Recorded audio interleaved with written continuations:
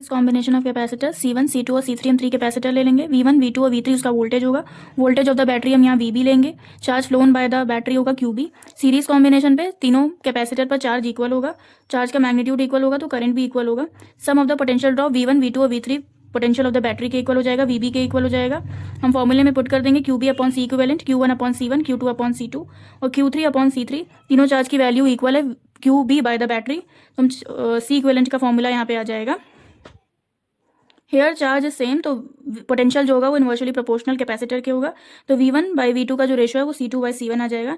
Note if the an identical capacitor of the capacitance C connected in the series, तो उसका जो C equivalent होता है वो C बाई N होता है। Here N is the number of the capacitor. यहाँ पे 3 कैपेसिटर ड्रॉन है, दोनों 2 माइक्रो फेराड के हैं, तो उनका जो C इक्विवेलेंट है वो हम डायरेक्ट निकाल सकते हैं 2/3, 3 क्योंकि यहाँ 3 कैपेसिटर है तो N की वैल्यू 3 आ जाएगा। हम डिवाइड करेंगे तो 0.06 माइक्रो फेराड आ जाएगा। Note in series combination C equivalent is always less than the smallest capacitor. सबसे छोटे कैपेसिटर से भी कम कैपेसिटेंस की वैल्यू आती है कैपेसिटर की सीरीज कॉम्बिनेशन में, क्योंकि हेयर हम डिवाइड करते हैं n नंबर ऑफ कैपेसिटर से। यहाँ पे C जो इक्विवेलेंट आया है वो तीनों की वैल्यू से कम आया है 0.66 माइक्रो